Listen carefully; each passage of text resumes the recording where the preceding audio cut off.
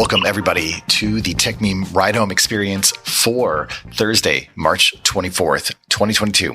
We have a very special guest today, someone that I'm sure you guys are all very familiar with. We certainly talk about a lot of his scoops, a lot of his coverage of Apple, everything they're working on. I'd like to introduce you to Mark Gurman. Mark, do you want to say hello?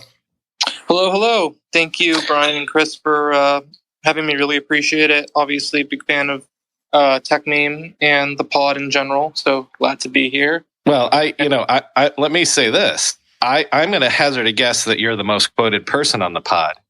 Although maybe Dar Obasanjo, he always has tweets that get in there 4 or 5 times a week. But in terms of actual story, Mark, you're probably number one by far. Well, very happy to be here. And yeah, thank great you for all the show. Yeah. Well, so, let's lead off with this real quick because you posted this after I posted the show today. So can we talk about your scoop today, since I didn't get to, which is, I guess we're a step closer to the vaunted Apple Prime subscription service. What can you tell? Yeah, go ahead. We're definitely a step closer. Google launched a thing called the Pixel Pass. I think it was last year, where basically it incorporates some of their services, tech support, what else? The Pixel phone price itself, right? But nobody really uses it because very few people comparatively are buying Pixel phones, right? But I think subscription hardware for Apple is going to be huge. Obviously, we know where the industry is heading. We've seen this with app and software and online services already for months, years. That's been a long day. Instead of paying for apps outright, you're paying monthly. And so we're going to start seeing that trend significantly for hardware as well. Now, the iPhone would be the most significant product to date in the tech world to be sort of part of that package. Obviously, car leases, right? A car lease is the ultimate monthly subscription service. You pay till you're done with the car. When you're done with the car, you give it back. You turn it in, right? You get another one. Yeah, turn it in and get another one. Similar with the with this Apple plan, right? Every time a new iPhone comes out, you're able to swap out your current device for the next model. So that's basically what Apple's going to do here. I believe it's possible they'll attach it to the Apple One bundles, TV Plus, iCloud storage, you name it. And then they'll do the same for Apple Care as well. So should be a pretty interesting bundle. I don't know. Me personally, I don't love paying for stuff on a monthly basis. But I guess, this could be interesting depending on the pricing. I traditionally like to buy the iPhone outright. When the new one comes out, I sell it and then use that money towards the next one. And there's two parts of that I'm curious about, which is number one, it does occur to me that as much as, the sticker shock of paying $1,000 for a phone hasn't necessarily turned people off. But the other thing is that the economics of this for Apple, in the sense that, so if I'm paying whatever, let's call it $70 a month, and I get to get a new phone every year. I'm assuming that means the economics of you turning in your old phone so that Apple can resell it. The math's out for them on that? I think so, but it's also not going to be $70 a year. I would say it's probably going to be half of that, right? Keep in mind how much money Apple's going to make off this and how much they're going to make off this a year now, right? How many more people are going to buy iPhones? How many more iPhones they're able to resell in other markets, right? They're going to make a ton more money because of this, right? And they're also going to be seeing people buying the phones through them directly, probably instead of the carrier installment plans because of it. So I think it's going to be a huge revenue driver for Apple, depending on how they position it. So, you saw how the market reacted to this, right? You saw the stock went up, I think, almost 2% on this news because investors have already done the math and the calculus to know that this is going to generate more money. But that's kind of what I'm asking. Is the math that this sort of guarantees Apple has, which they already kind of have done, this guarantees that Apple can just serve the lower end of the market because every time I trade in my phone from this year, Apple's going to resell it for $400 to somebody next year. Is that what the math means? Well, there's that, but it also means there's going to be more recurring revenue, right? Like you and I might buy a new iPhone every year, but most people probably don't buy a new iPhone, until 3 years or 4 years or 5 years go by, right? So it's almost that subscription business of, even if you don't go to the gym every month, you're still paying, and they're sort of counting. Yeah, but that's not really quite right, because everyone is going to the Apple gym, quote unquote, in the sense that they are using their phone every day. So it seems like the calculus is actually more about getting the device in people's hands for longer at a lower sort of price point. You look at like Affirm and services like that have sprung up that allow a lot more people to buy, more things kind of in an ongoing fashion. You are renting access. And so that access then comes with the ability to do in-app purchases or other types of layered on subscriptions, whether it's TV or movies or other things that are a la carte that derive more value once you have that rundle going, and the device is like the leader in that space, right? So rather than having a high price point that prevents people from actually getting the device, keeping the device, and more importantly, upgrading to the latest stuff that is going to drive a lot of the experiences, since I'm already reality, in for $40 right? a month, then yeah. I'm in for other things as well. Well, you just don't think about it. It's just sort of like, actually, the thing that also, Mark, you wrote about was one of the iPhone SE's hidden features, which is the ability, I guess, to bypass the sign up process for your your carrier, right? And this is going to be, I guess, rolling out, as you said, in iPhone 14. Now, this raises a question as to what you're paying for on a regular basis to live your digital life, and to what degree the carriers are actually important or essential to that as we move more towards ultra wideband. And, I've been trying to think about this Find My network and what Apple is doing with AirTags. And I think I probably have this wrong, but if we, think long enough, this goes into my conspiracy theory a little bit, to a world where, one, you have augmented reality and Apple Glass or goggles or whatever you might have it, and you no longer need the telcos because you're using ultra wideband or 5G, or there's just, to the story that you had last weekend about Apple Wi-Fi.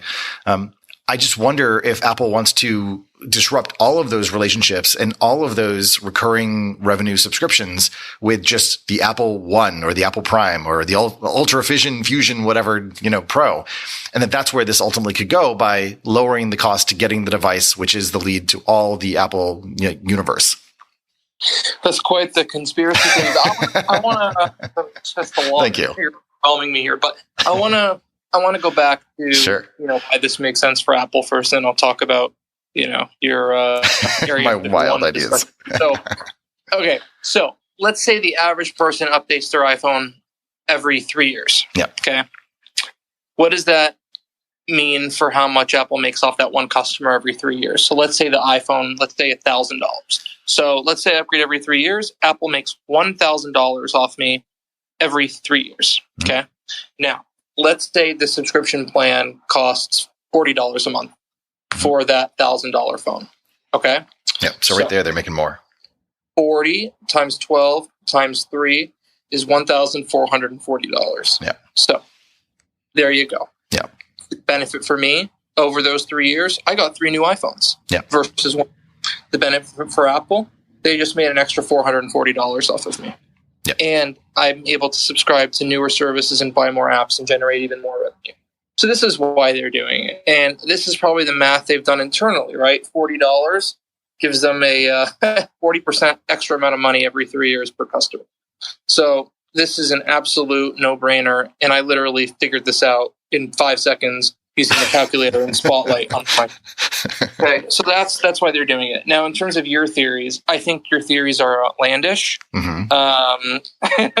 Please don't pull any punches. Yes, I don't think those are but I do think it's the ultimate goal.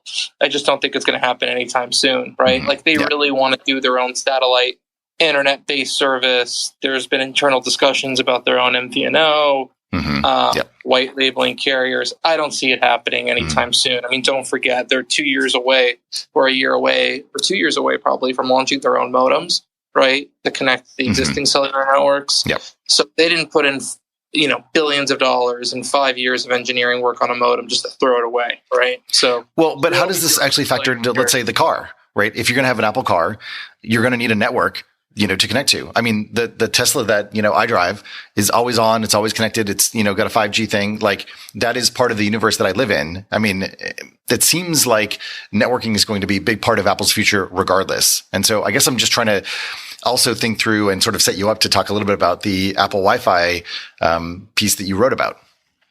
Yeah, I mean, I would say like the Apple car would probably connect to cellular networks in the same fashion as a Tesla, right? Mm-hmm. And the Tesla is completely white labeled. Like, I don't think you know which carrier your car is connecting to, right? That's right. By the way, they're still stuck on 4G, no? That may be true. That may be true. I mean, I don't really know the difference. It's fine. It doesn't really say it. No, I'm just asking personally. Yeah. When they upgrade to 5G, right? Remember the whole joke with Tesla early on is it was missing all these features and whatever, and they would tell you in the showroom, software updates, and they come in a software update. Well, I don't think you can move from 4G to 5G in a software update. Yeah, no, that's true. Something to look out there. What was your question? I mean, so one of the things that you wrote about that got a lot of traction was about the Airport Extreme and Apple getting out of the Wi-Fi business. Now that Apple has gotten back into the studio display and making displays, your point was, well, why don't we just go back a few more years and bring back a great Wi-Fi hub? Yeah, they should for sure just make some, classic mesh networks stuff to sell, right? They can make tons of money off it. Yep. It's very high margin. We know Apple overprices everything, so it's an easy way for them to, generate some more money. I'd probably buy it. I'm looking for a new mesh network. I have an old Airport Extreme at one place, and then I have the Nest Mesh network at another. It'd be nice to replace both with with some sort of airport mesh network. Obviously, the Google Nest's fine. It works well. I've never had an issue with it, but it's not as well integrated with the iPhone. I don't see Apple pulling out anything sort of fancy or any Wi-Fi tech we haven't seen before. It would basically probably operate the same way as a Nest, but with the Apple brand. You would use the Airport Utility app, which I think is still pretty good. So I'd be shocked if they did anything fancy there. Maybe there's some interesting stuff they can do with near field communication, with the ultra wideband and all the other wireless technologies they have there. Maybe they would use like an in-house wireless processor for that too. So, there are some interesting wrinkles there, but in terms of end user functionality, I don't think they would be reinventing the wheel here. Yeah, but at the same time, one of the things that I got to imagine that Apple really wants to get rid of is Bluetooth. It causes so many problems. It is what they're using, to enable their headphones, the AirPods and things like that. But it feels like, one, it's not super efficient from a battery perspective. And then in terms of the types of, fast user switching and connecting, it works, but not all the time. And I would think that part of and Apple increasingly is showing more home-based functionality, Home OS type stuff, where the HomePod, by its name, you'd think is the device that they wanted to centralize the home around, and yet that hasn't materialized. They seem to really miss on that product. So I don't know if the Wi-Fi device would be the device for it, but certainly something that allows you to have that mesh network that connects to everything. It's very efficient. It's fast. It connects to iCloud. You can do home automation and shortcuts and that type of stuff that just, a lot of the Wi-Fi devices just don't offer. They don't contemplate. They're not part of the Apple ecosystem. I mean, it does feel like there's maybe an opportunity there. Yeah, first of all, the HomePod is a joke of a device, and they completely failed there. They basically have failed in every facet of the home, and it's pretty much unbelievable. I mean, why is that, right? I mean, it feels like so hard. They clearly, they're good at computers, they're good at phones, but when it comes to home devices, is it just that they're like too high end? They miss the market. They're trying to be too fancy. Market's not big enough for them to really care that much about it. I think that the sweet place to put the airport would be inside of a HomePod Mini, and actually make that device. That's what I would expect. Yeah, that's what I would expect too. So I definitely think they should look at something in that direction, right? If they ultimately do this. I mean, I haven't heard specifically. There were some rumors floating around a couple of years ago that they were going to get back to routers, but I hadn't heard anything since then, and I didn't really think those were terribly reputable. That's why I didn't say anything. But the monitor got me thinking about that, right? Like, if they're going to go back to making, Apple-branded monitors with technology from 10 years ago, maybe they would go back to making Apple-branded routers with technology from 10 years ago, right? Well, the funny thing, right, though, to your point about how often people replace these devices, I mean, I got to imagine people have like Linksys devices, back from like 2006, like lying around that still uses like the 1, 2, 3, 4, 5, 6 password or whatever. Yeah, the replacement cycles for Wi-Fi are very long, right? Like, I don't know. I've probably only replaced the router a couple times, right? So it's not like a winning product. If you're looking to generate. And so will people just bypass this and use their cellular plans then? Like, I'm not quite sure actually how people manage this. I got to imagine like during the pandemic that really motivated people to upgrade their internet and, finally do that thing that they needed to do.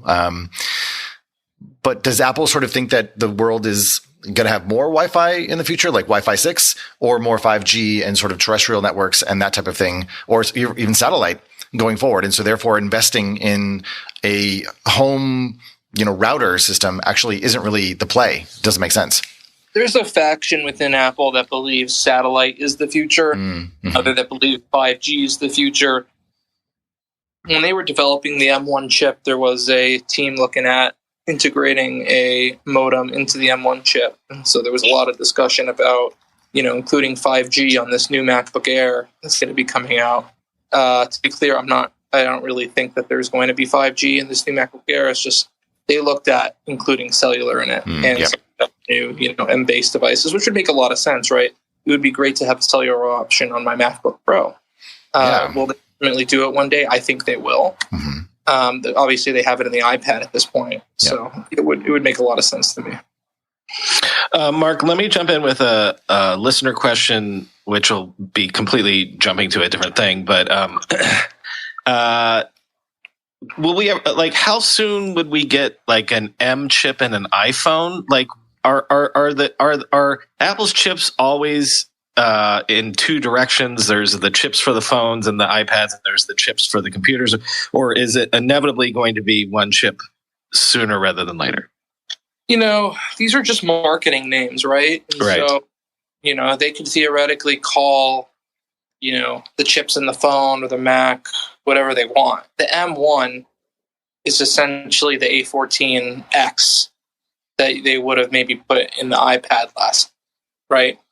So in terms of the M1, what is the M1? Well, the M1 is an A14X. So the iPhone would be getting the A16 this fall, right? So it's not going to be. You know what? Let me ask that in a different way then.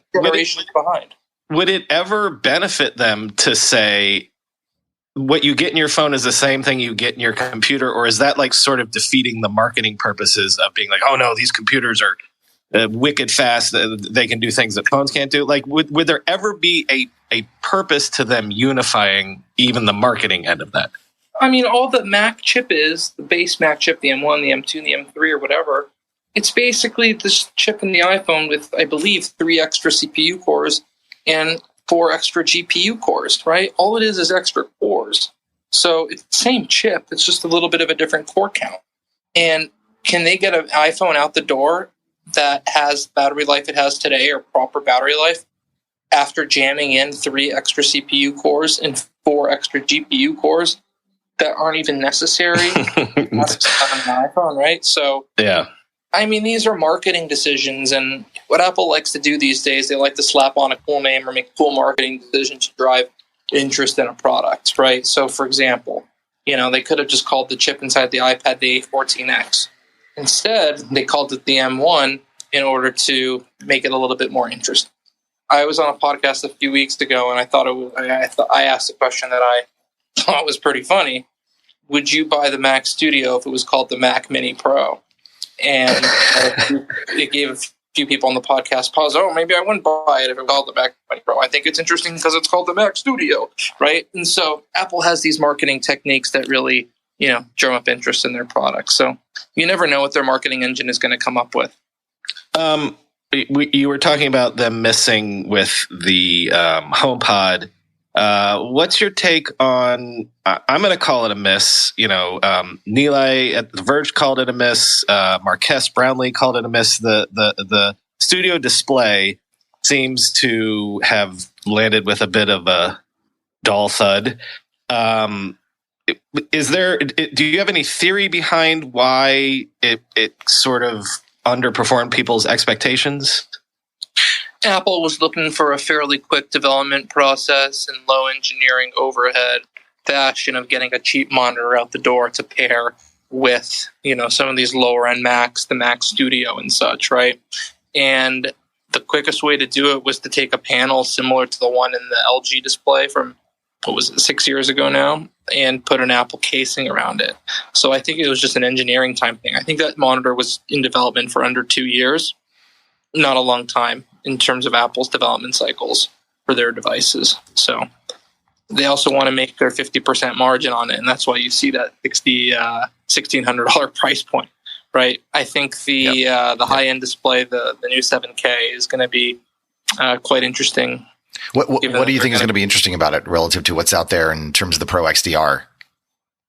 It's going to be the same thing, except it'll be, $1K more. And more expensive. $2,000 more?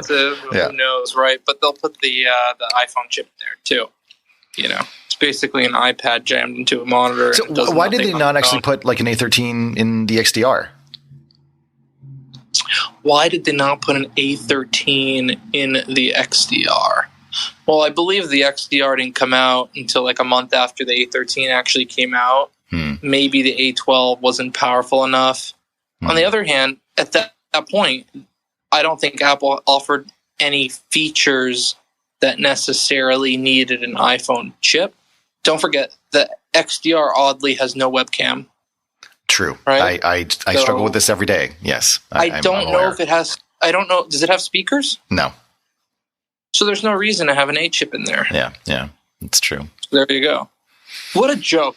I mean, a very expensive joke. I'll never forget when they announced that display. They tried to frame it as a good deal by comparing it to some of the displays that they have in Hollywood. I think those are $40,000. They tried to compare it. It's not an apples to apples comparison, but that's what they like to do. Same with the HomePod. When they announced the HomePod in 2017, they said, okay, a Sonos costs $200. An Amazon Echo costs $200. The HomePod does both. So what should we charge? Should we charge the $400 combined? No. We're going to charge $350, right? So they have all these. Apple's a marketing-driven company, right? They are. And so that's why you see some of these things a certain way. Now, I don't want to downplay their success. They are making tons of money, and I think that their job as a company with millions of shareholders and 165,000 employees is to make as much money as possible. And so they're doing exactly what they need to do. And, not that I'm the CEO of Apple, but I don't think they're making any decisions differently than what you or I would make if we were.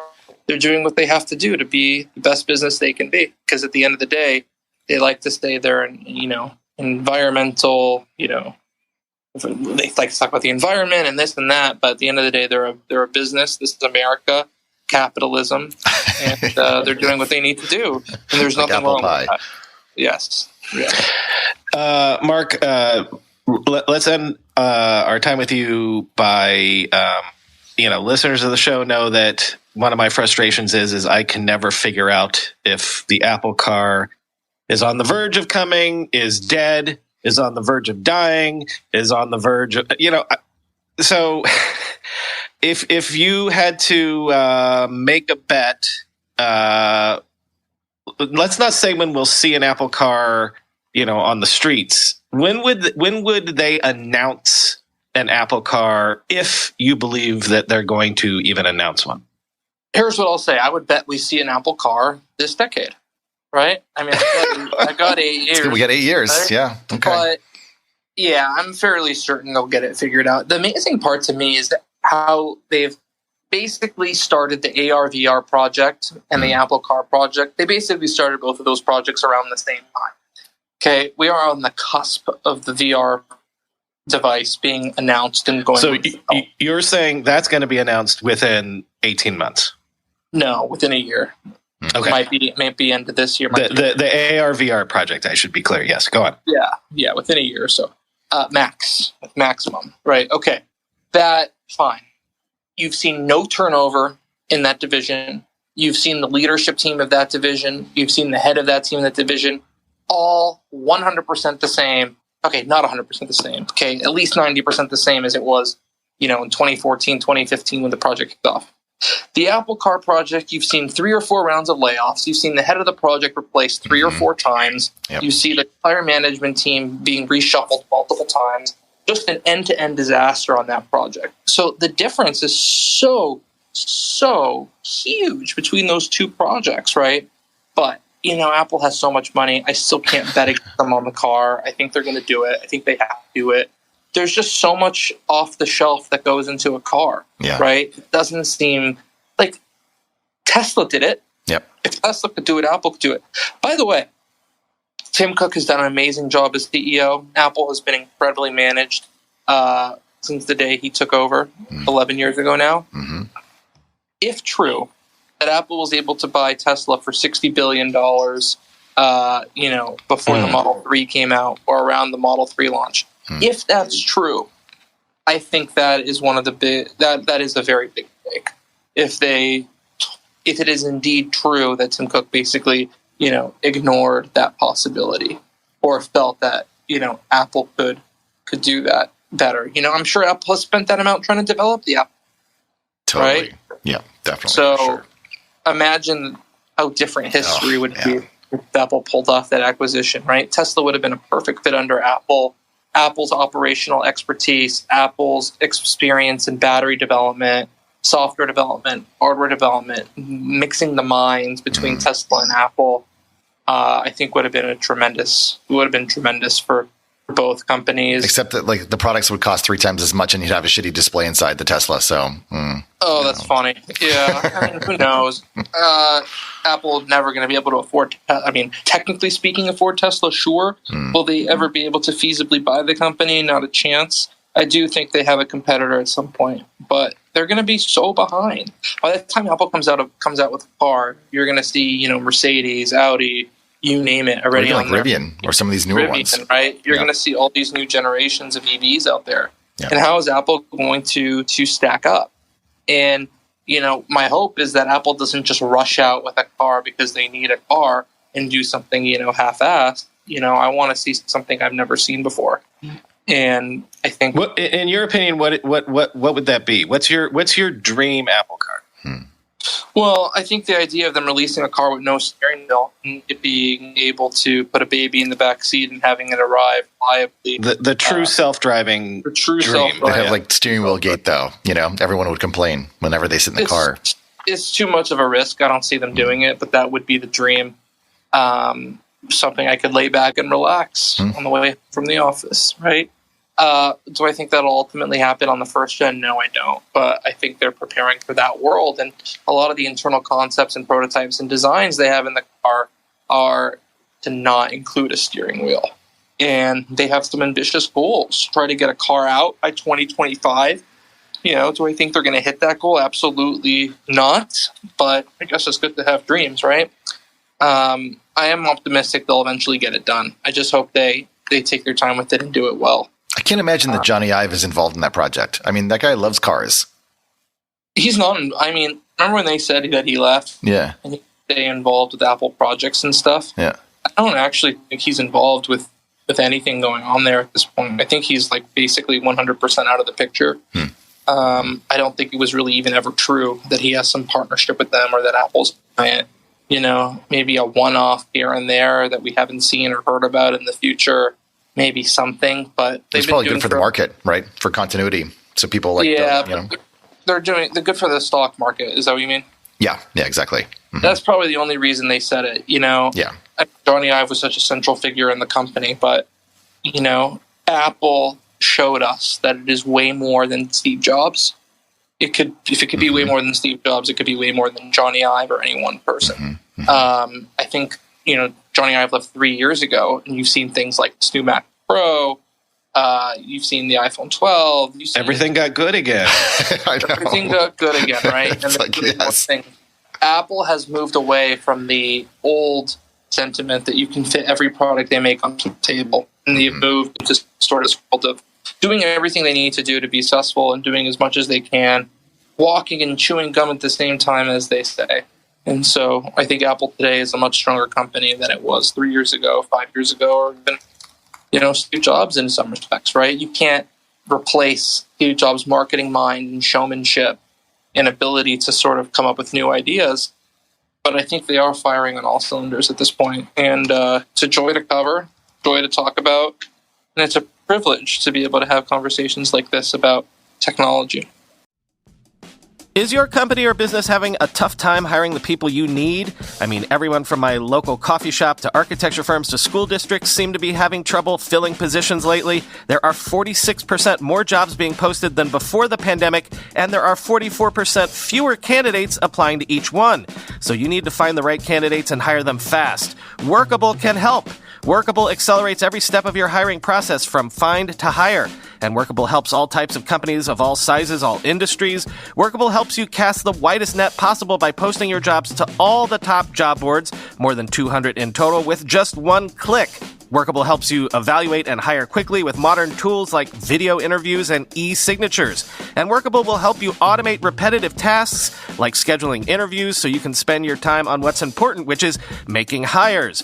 Whether you're hiring for your coffee shop or your engineering team, Workable is exactly what you need to hire the right people fast. Start hiring today with a risk-free 15-day trial. If you hire during the trial, which many do, it won't cost a thing. Just go to workable.com to start hiring. Workable is hiring made easy. Cloud computing can be, let's just say, complex, but standing up reliable, affordable cloud infrastructure really doesn't have to be. At DigitalOcean, you can enjoy a comprehensive portfolio of compute, storage, database, and networking products that put your cloud infrastructure in capable hands so you and your teams can get back to doing what matters most, which is building world-changing apps that grow your business.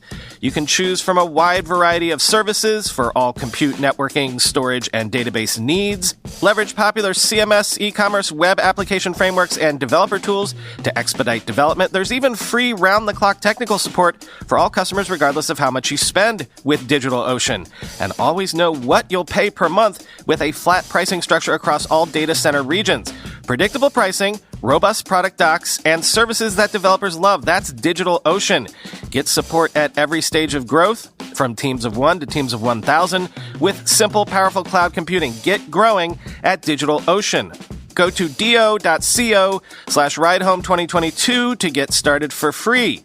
That's do.co/ridehome2022. Yeah, Mark, we thank you for your time. You're happy. You're welcome to stick around. The topic we're going to move on to, you might have something to say about it, but please dip out quietly if you'd like to. What I wanted to move on to, Chris, is the other big news of the day, which is the sort of the big hack. Yes. And allegedly we've got 16-year-olds in Britain and Brazil behind this hack. But the angle that I wanted to poke at a bit is the idea that the way that this hack happened was that they were going after bribing FANG engineers, and this, this is something that when I've asked people about this in the past, people have been like, yeah, we can't really talk about that, or don't talk about that, or whatever. But so aside from the classic ways that hackers could get into anybody's stuff is you trick me with an email, you social engineering, or I click on a bad link. But this is straight up social engineering. Well, no, they're allegedly they were offering people like $20,000 a week if you work at this company, that company, that company, if you can get us in. And the reason I'm bringing this up is because when I brought this up in the past and people have said, don't talk about it. It's been clear to me for 5 to 10 years that the most powerful places anywhere in the world are at big companies like this. Mm-hmm. So that if I were North Korea, or I were China, or I were Russia, and I wanted to shut America down, I would have spent the last decade having sleeper cells in Google, in Apple, and wherever, and the reason that people won't talk to me about this is they sort of wink and nod and say, yes, we're aware that that's a possibility. We're aware that that is, a vector of concern. The thing that occurred to me about this lapsus thing is that this is maybe the first time that we're seeing this play out, where it's straight up, listen, because and I know I've gone on a lot here, but it's like the vector is that if you can trick people into getting into their systems, that's one thing. If you just pay people to be like, let me into that system, that's another thing, right? And so I've never worked at a FANG company. Mm-hmm. Do you have any insight or experience about, and it was a few years ago since you've worked at a FANG company, like, that's true. Is this something that is talked about when you were there? Yes. I mean, there's a couple of different ways to take this. On the one hand, there's, is it possible for, an employee of any company to be bribed to do something that is otherwise immoral, illegal, unethical, etc.? Of course. Is it going to go on in tech companies? It could, that's possible. I will say that the FANG companies, the big tech companies in particular, have a great deal of internal monitoring. They have, everything is logged. All access requests are, down to the employee, device that is used to do the things. And so there is at least discoverability of these types of, lapses. If it happens to be that someone is performing the function that they were hired to do, but they're doing it in a way that is being motivated by something else. And so it looks like all the rest of their work. I mean, I think what we're seeing is that there are a lot of contractor jobs in the support function where someone has an issue with access or permission. That's a good point. Right? That's a good point. Or password resets. All of this stuff is being farmed out to third parties. So you don't have like the top engineers at the company working on those types of things. And yet those contractors have a level of access that is quite sensitive and powerful. And so all you need is one of those. That's an important distinction, is that one of the problems that's always been talked about for like public service, if you work for even the CIA, yep, you're not going to make $10 million on stock options. You're going to make a low six-figure salary at best. Mm-hmm. So one of the things that the government has always been very aware of in terms of operational security is that they're never going to pay people enough. So it's easy to go to somebody to spy for another country and offer them $100,000, and that would move the needle for them. Versus, yep, if you're a FANG engineer, in theory, you can become a millionaire if you play your cards right. So the money would be more. But that's an excellent point that you made, is that, as again, this is still an early story, but this lapsus thing it wasn't necessarily that they were bribing people at big companies as much as they were, in theory, allegedly going after and attempting to bribe the contractors, the third parties, and things like that. Look, the other thing that's important in this is culture. And these companies are much older than they used to be, right? So if I think about the culture of Uber when I was there in 2016, or if I think about the culture of Google in 2010, or if I think, you don't want to fuck it up because your riches are still coming. Yes, there's that. And there's also just a built-in kind of level of trust and culture in that everyone there has built this thing and is building it, right? So on the one hand, sure, you can like point to the economic outcome and, you don't want to fuck that up. But on the other hand, like, these are your colleagues. These are the people that you're working with. This is like the stuff that you're building.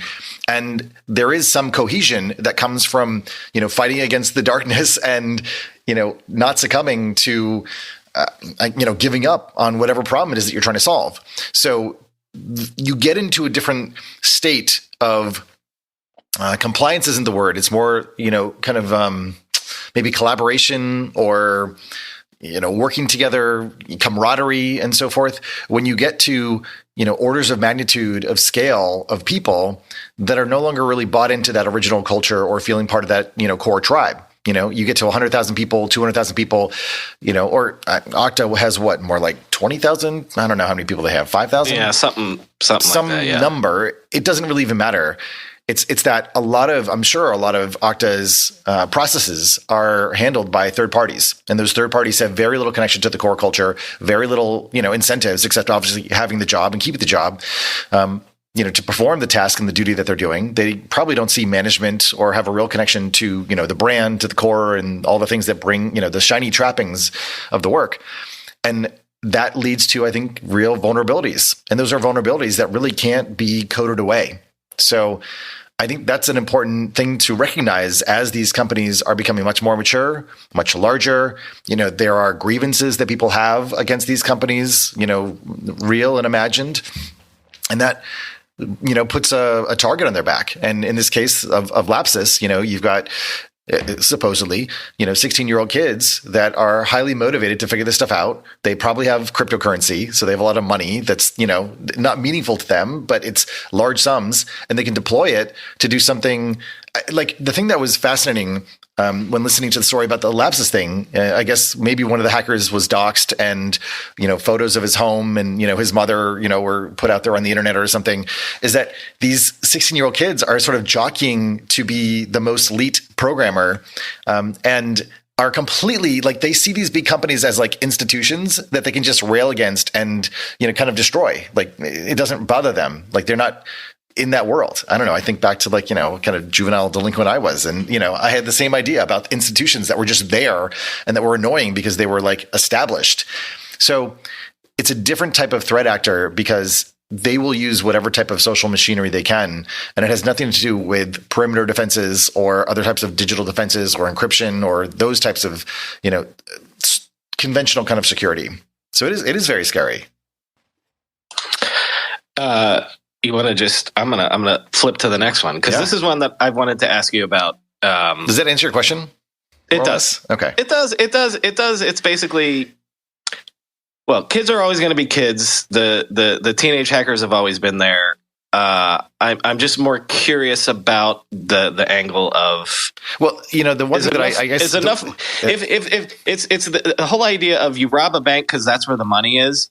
So because these companies are so powerful now, and it's are we at a point where it's you can't do security well enough because someone's going to be willing to be I'll give you $50 million if you get me the source code for the next iPhone or something like that. Yeah, I mean, the reason why I guess I'm speaking to this in this way is because my own personal experience having my SIM card hacked by an AT&T employee so that some script kiddie on the internet could steal my Instagram username and then sell it, as a trophy on the OG users forum, So the fact that they went through that level of effort to some degree to get someone at a low level AT&T store to reset the password and then send it off to this other person. I mean, just shows you how vulnerable these systems are because ultimately they're touching people who want the problem solved, right? So if I can't get into my Apple ID because I forgot my password or whatever, and I go to the Apple store, well, what are the processes that Apple has in place to make sure that someone who is, not you doesn't do the same path that you would do to get access to the account that you want access to? You know what I mean? So it's very, very difficult. And when people get frustrated because they have to, recite their, mother's maiden name backwards and, their grandfather's birth date or something like that to get access to account or just get service, and they have to do it to every new person on the service line that you've called. These are the reasons why. It's because the people who are motivated have far more time, energy, and effort, and the payoff is so much bigger than, you, lowly person who forgot your password. All right, I am jumping to the next one because I feel like you might be closer to this one. Something that occurred to me with and also, by the way, this might raise a bunch of hands in the room too. Okay. Something that occurred to me talking about all the Yugo Labs stuff and ApeCoin. So to reiterate, if people don't remember from earlier in the week, basically Yugo Labs bought up the biggest IP in NFT land, 3 of the biggest brands, raised at a $4 billion valuation, which, funny enough, I forgot to say this on the show, reminds me of a year ago, they Clubhouse raised at a $4 billion valuation from ACC. But okay. But what this made me think of, and I had no way to make a point about this on the show, is it reminds me of Hollywood. What do people in NFT land, number one, think about a consolidation where there's like I did say, a 800-pound gorilla that is apparently Yugo Labs in the space. Yep. But then what they seem to want to do, it's almost like, early Hollywood. I was a film major, so I know the history of early Hollywood, and there was 1,000 studios, and then they all consolidated into, the big five or whatever. Let's start with this. What do people think of Yugo Labs consolidating the biggest brands? Okay. So I think what you're kind of ultimately getting to or asking about, is what is the NFT marketplace going to look like? What is it going to emerge into? Is it going to be more tech, or is it going to be more media, IP? Yes, you just put your finger on what I couldn't elucidate. Yeah. It feels like media to me. It is. And I think it's a really, and I suppose actually to turn it back to you, like it's an astute sense, right, that you have, which is asking the question, like, what is this? What are NFTs? And so actually, let's unpack this, because I think we're getting somewhere. The idea. So what I was first going to say was that there just aren't that many people who are going to buy, own, and really care that much about NFTs, right? I don't know if we've tapped out. Let me interrupt. Okay. And when I did that article this week, they pointed out that there's only 40,000 people apparently in the entire NFT ecosystem, or was that only on those Yugo Lab type things? It almost doesn't matter. But let's go with that point, because that is adjacent to the point that I'm about to make, which is, on the one hand, there's only a small number of people who, one, can buy and afford these things, trade these things, care about these things, showing up for these things. We're not seeing 10 million or 100 million or 500 million people who are super stoked about their NFTs. And, we've created this amazing decentralized place where everyone has a little bit of equity of this new world that we've created, and kumbaya, et cetera. Instead, you have, maybe it's 40,000 people. It's probably some percentage smaller of that are owners of this IP and can be all rounded up together and are maybe, the bastions of kind of a new Hollywood, where there's a different type of entertainment that will be created that's based on games and the metaverse. And you want that consolidation so that you can actually build the interop that, Zuckerberg has, claimed should exist in the metaverse.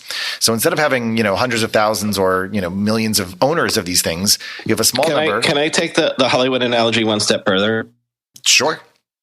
For 100 years, people go out to Hollywood, a certain percentage of people, to make it rich. And we've all understood that it's vanishingly small, right, the amount of people that are actually successful at it.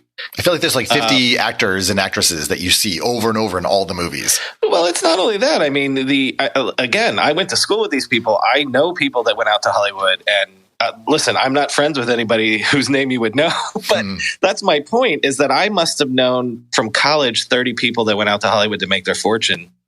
So again, this kind of ties into the idea of some of what the critics of the NFT space say, which is it's exclusionary, it's elitist, but what if that is the natural market that sort of this is going towards, where it is an IP based and an exclusive based sort of market, which can be a big market?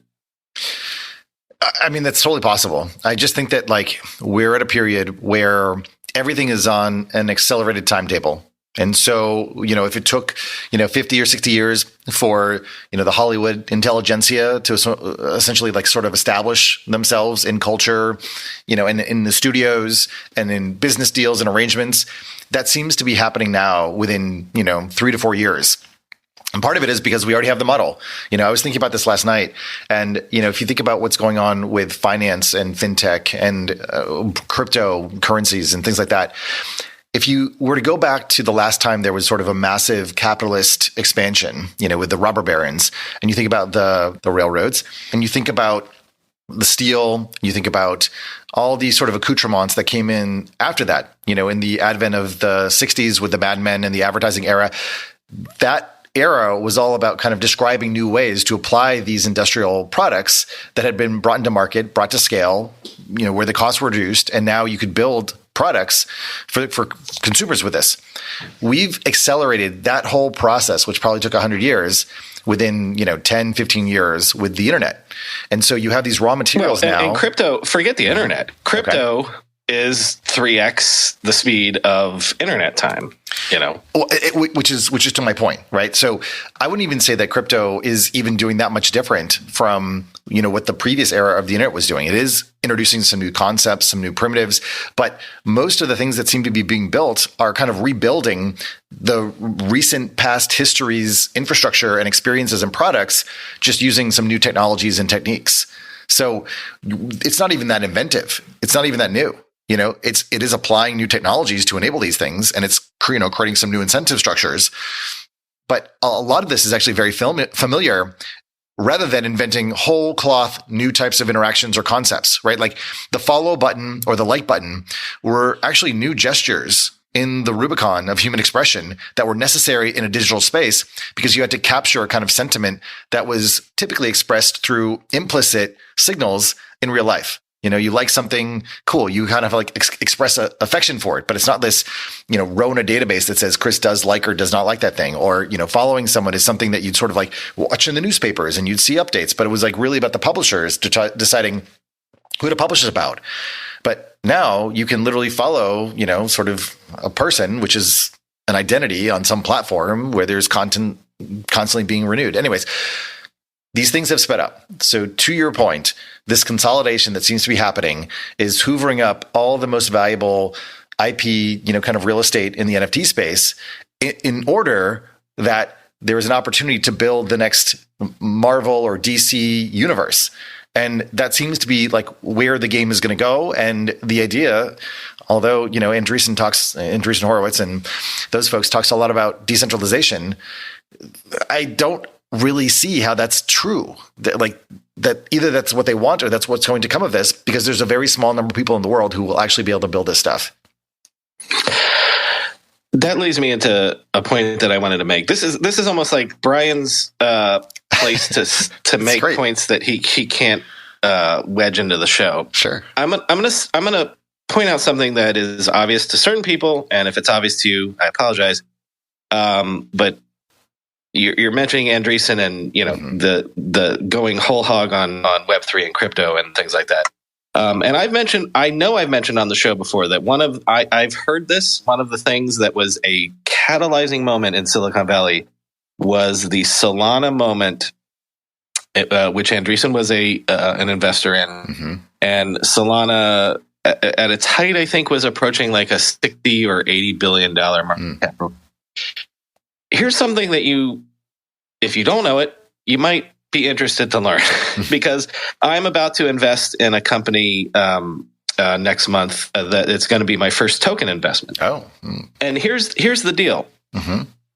If you're a VC and you invest in a company, you have to wait for a liquidity moment. And that means, you invest in a company at a $10 million valuation and someone buys it for $100 million, or it becomes a unicorn and someone takes it out at $1 billion valuation, or it goes public at a $4 billion valuation. So when you invest as a venture capital firm, you don't, it's all paper wealth. It's all in theory until you get that liquidity. But when you can invest in a token, the token trades 24/7. Yep. So when Andreessen and whoever else, I don't mean to pick on Andreessen, that invested in Solana, and Solana went up to, again, I can't remember, it was above $50 billion market cap, I believe. I think I see where you're going with this. Yeah. So if they got whoever got in at the original Solana token sale, let's even say that they got in at a $300 million valuation. The minute it was a $30 billion valuation, like, they don't have to wait for a liquidity event. And so I'm just going to point out the fact that one of the very many reasons. And one of the reasons that everyone loves crypto and Web3 now is that there's a lot of energy behind it. There's a lot of good ideas behind it. But you have to understand, if you're a VC, you don't have to wait 10 years for your liquidity event. You can invest in a company, you can and buy their tokens, and the week after that airdrop happens, the week after that token comes out, if it has a $10 billion market cap, you can sell. Yeah. Your liquidity event is instantaneous. And, by doing the research that I've had to do to invest in this token sale, that was oh, well, shit. that makes a lot of things make a lot of sense to me. So if you were not aware of that, I am cluing folks into that little nugget about why a lot of VCs love Web3 and crypto right now. It is true. And it is interesting to sort of see this quasi winter that we seem to be in. It's sort of hard to maybe explain exactly, why we're here, whether it's things going on in the world or whether it's specifically that, when a bunch of people decided that they wanted their, liquidity to be good, they pulled out, they sold a bunch of stuff. The NFTs are all off from where they were 6 months ago. And now they've taken, their Benjamins and now they're, just hoarding them, holding, doing whatever it is. I do think that, and you don't have to share obviously anything about this deal that you're looking into, but there are cases where at least I think savvy and smart folks who are working with tokens. Can I give you the math? Let me give you the math on this. Oh, okay. Wait, let me finish my point and then give me the math. Oh yeah, finish your point. I'll give you the math and you'll see why this is crazy. Okay. Well, my point largely is just that you can actually build into tokenomics and to smart contracts and to other ways of investing that actually have similar types of mechanics as equity or equity grants in companies. So essentially, you could be a VC, put your money in, but then there's actually either a contract, like an agreement, or there's something in a smart contract that says that you can't pull out or sell some share of your tokens, out of these wallets for some period of time. So that is a way to actually prevent that type of, drop it in, pump and then leave, because that's tanked a lot of projects. Yes, that was happening with the ICO world often. Yes. So there is a little bit of an evolution in that world. There is, but here's the economics. Okay, yeah. So we've talked before about how I write small checks, and by small, forgive me for saying $100,000 check. So let's say I write $100,000 check to a company at a 10 million with an M dollar valuation. Yep. If it becomes a unicorn, which is a $1 billion valuation, right? So that means my $100,000 is worth $10 million with an M. Except for the fact that it really isn't, because to get there, there's multiple rounds, and so my investment is diluted. Yeah. Which, if you don't understand that, I'm sorry about that math. But also, I would have to wait. Even if it becomes a unicorn, that doesn't mean that I can sell, because there's not a liquidity event. So Apple hasn't come in and bought it. They haven't had an IPO or whatever. So I'm still waiting. It's all on paper. Now, if I do the same investment in a token at a $10 million cap, let's say, and when the coin starts trading, and I get lucky, and then all of a sudden, a month from now, that coin has a $1 billion valuation, which isn't crazy in crypto land, and it can go up and go down. But I can immediately, even if I don't sell the whole $10 million, I could take $3 million off the table. And number two, there's no dilution. So think of those two things in combined, where number one, I don't have to wait. There's no, I have immediate liquidity, and in theory, there's no dilution. Now, again, not every project is going to be a winner, but that's the thing that has blown my mind and made me realize why all the money is flooding into. And I'm not being cynical about it in the sense that, they're just flooding in because it's easy money, but I am saying that it's easier money than waiting 10 years for an IPO. The digital world is fascinating, with pivotal events, people, and societal changes that led to how the internet was designed the way it was. You know that I know this, having written a book about the internet history and done internet history podcasting, but there's a great new podcast that covers this journey, which is right up my alley, the Traceroute Podcast, a 7-part series about the inner workings of our digital world. I just started listening, and I think you should too. The Traceroute Podcast is more than a history of the internet. It's an inside look into the people and the events that shape the way that networks are built. Traceroute will be diving deeply into the physical infrastructure of what makes up the internet as we know it today and where it could go in the future, with interviews and stories from some of the leading technologists, entrepreneurs, and innovators of the past 40 years who were there in the trenches trying to solve complex hardware and software problems that no one had ever faced before. I love this show so far because it covers years beyond what I've researched, and it does deeper dives into the technical underpinnings than I've ever done myself, because I'm not technical. Seriously, the episodes I've heard are fantastic. Listen and subscribe to the Traceroute Podcast on your favorite podcast platform, or go to origins.dev and learn more. That's the Traceroute Podcast. Tired of feeling like someone's always watching you on the internet? Maybe advertisers know a bit too much about you, or you're concerned about the privacy of your identity. IPVanish VPN is here to protect your right to privacy and help you stay anonymous online. IPVanish helps you safely browse the internet without exposing your private details to third parties, such as hackers, your ISP, or advertisers. You can use IPVanish on your computers, tablets, phones, even devices like your Fire Stick when you're streaming media. When you use IPVanish, all your data is encrypted. This means that your private details, passwords, communications, browsing history, and more will be completely shielded from falling into the wrong hands. Even your physical location will be hidden.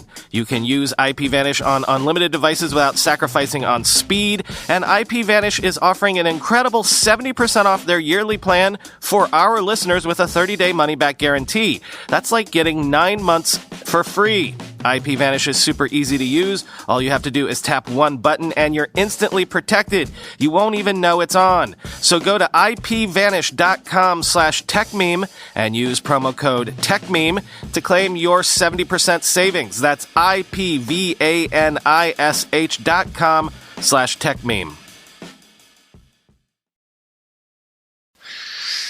Yeah, I wonder how this is going to turn out, from a reputation perspective, from a market dynamics perspective, if there's just going to be, more movement, right? Because the thing that your narrative doesn't completely take into consideration, one is, will the rest of the market start to behave in a similar way? And once you start doing that, people who invest need to keep making more money. And if you do it a couple times and then other people figure it out, you're eventually not going to be able to get your returns for your LPs because the market has adjusted or adopted these. I hope you're not talking to a historian of .com era. Tell me, what are the lessons from the .com era? Listen, if you can invest in that company and get it IPO'd in 6 months, all right, fair. Yeah. Okay. Well, it's, so there's a window, and then maybe, winter will definitely come, is what you're saying. Again, you're still going to make this investment. Oh, for sure. I believe in this idea entirely. And it's a funny thing because, if I could have invested in a normal equity round, I would have done that. Right. Yeah. But they want to do the token round. Yeah. And so I'm like, all right. Are they putting any restrictions on the tokens? I can't go into any of that. Okay. But yes, for any of these things, there are things like that. So yes. Okay. Well, but I mean, that sort of speaks to my point, right? It's not just a simple thing where you put your money in and overnight it's a 10x. Okay, but again, I put my money in. Yeah. The token goes live and starts to trade. And then if I get it right, I could get it right immediately. I understand. Yeah. And I could cash out immediately. Yeah. Which is a different thing than waiting for a company. Well, so what would the founder, these folks that you want to invest in, if you do that thing, what do you think their impression would be? Would they appreciate that? I would say this because there's a lot of Web3 companies, there are equity investors and there are token investors, and oftentimes there are people on both sides. And for example, like for Yugo Labs, I know that Andreessen and whoever else is in on this round is in on the token, in on the ape coin, but they also are in on the equity round as well. What I'm not clear about, and this is me admitting that I'm a naive venture capitalist, is why you would play both sides of that fence. There has to be reasons that you would do that. But maybe it's sort of like hedging, because again, maybe if you get half of your position in a token and half of your position in equity, and then you immediately, if the token, goes to the moon, you sell out of the token, but you still got the equity, so you can ride the company if you believe in it. I really feel like I'm revealing too much of my naivete in this, so I'm going to stop now and ask you to give us one more topic, and then let's close for the night. Totally. The one thing that I've been thinking about, I feel like I'm sort of going through this process right now, which is very similar to what happened at the beginning of the pandemic, where I just became kind of a news junkie around a specific story. And, it's happening now around the war in Ukraine. And one of the things that has come up, and you had a story about this, and there was some coverage of it recently. And I was listening to The Daily today, and there was some really great coverage, or at least, sort of a narrative about how similar aspects of the current war and Putin's approach is similar to the conflict in Chechnya. I believe this was, the 90s or something. It was late 90s. Yeah. It was when Putin came to power, because that was sort of his play to, like, I'm the tough guy that solved this Chechen war. Yeah. Yeah. So I would highly recommend listening to that. The fact that there's like a playbook, and like this is the way that the guy does his wars, and that this is actually quite consistent, was surprising, I guess, to hear. And where this sort of intersects with tech and in our world, is the tweet that you shared the other day from Rachel Perloff, that was talking about how cyber attacks may be coming. And so with all of these sanctions, of course, that we put against Russia, Putin will want to find sort of, clever and interesting ways to sort of lash out, get revenge. Where we started, in this segment of the show, talking about Lapsus and what's going on there, it feels like we probably are, even though I think things have gotten better in terms of our infrastructure. You remember what was the pipeline that was hacked in New York that cut off power or whatever? Yeah, crap. I can't remember. Yeah. Hold on. Let me check Techmeme for pipeline. Yeah. Anyways, I think that our infrastructure is safer than it was. But if Lapsus is able, some 16-year-old kid to get into Okta and then get into Microsoft services and leak most of the source code for Cortana and stuff like that, you've got to imagine that most, civil, federal, municipal governments are pretty exposed. And if, as you suggest, there are these sleeper cells, which don't even need to be in the big tech companies, they could be, working for municipal governments, and they open a back door or a side door or whatever it is to infrastructure, there's a lot of crazy things that could happen. And so I don't know where that leads. I don't know where that goes. But, we started sort of talking about, the big tech kind of vulnerability to some of these hacks. And I'm a little bit more worried about a state actor lashing out, in retribution for these sanctions in ways that we can't really, anticipate in the underbelly of, civilization.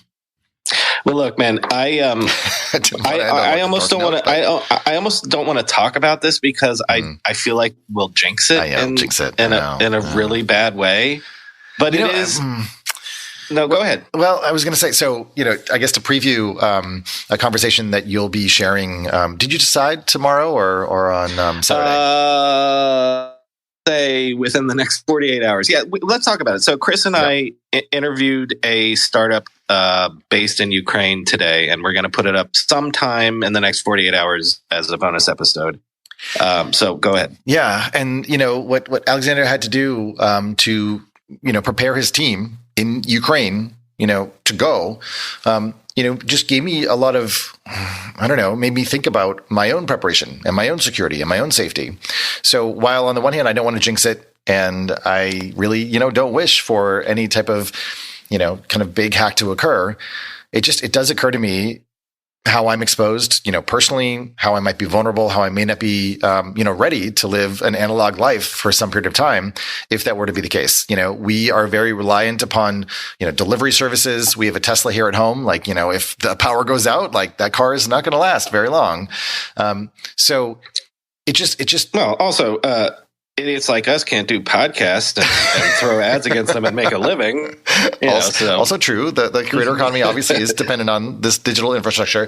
Yes. But I like hacking is different than just like having, the power turned off or, the internet, disabled or slowed down or something, So I don't know that I have like a real, statement, but it really made me feel for, the people of Ukraine and what may happen, obviously both physically in terms of their security, but then also digitally in terms of our digital lives and how much we do rely on these systems and, how little prepared and how much ignorance there is. Yeah, but okay, all right. I'm going to stop you because you're jinxing it. I mean, that's the thing is like, let's hope not. I've talked on the show about, industrial espionage and how that's like. I was a Boy Scout. I just want to be somewhat prepared, more prepared than I feel right now. Yeah. Look, man, if there's those million chemical plants in Jersey on the other side. Yeah, well, I live in, the Bay Area. I literally, I follow a earthquake bot. Okay, there's that, or all of a sudden no one can get money out of ATMs. All of a sudden, all of the gas pumps in the country don't function, et cetera, et cetera. Okay, right, are you telling me that I just should not be paranoid? No. What I'm worried, in fact, what I'm telling you is what I'm worried about is that it hasn't happened. I see. So you are worried. Oh, fuck. I 100% believe, like, because what was the big hack, the Solar Winds hack, which the government attributed to the Russians, which in theory, the whole point of that is that there were all these back doors. They were in there for 18 months or multiple years. So in theory, the whole point of that hack is you just, again, sleeper cells, you just wait. You just wait till you need to use it. Right. Yeah. So, I mean, look, let me, okay. I don't want to jinx that, but you know what I would like to do, seeing as how that this episode will either, I'm pretty sure we'll do this episode, after we release the Ukraine interview episode. Okay. I'm just curious your take on, personally, you and I have talked about this a lot offline. What we wanted to do was capture, how many people listening to us right now work at startups, and we wanted to be like, this startup that we talked to is a tech company just like yours. Yeah. And imagine that you woke up one day and bombs are falling, and what do you do? Et cetera, et cetera, et cetera. And that's what we, tried to get out of the way and let the story be told. But I'm just curious on personally what you thought of the conversation we had this morning.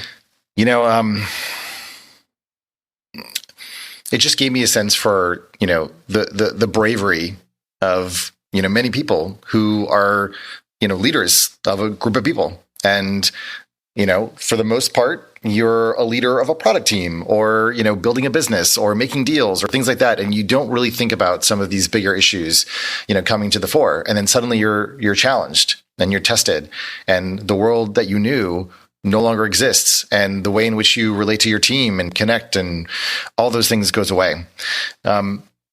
Hearing that, I guess I just, took stock of, myself, like how would I respond? Would I be, cool?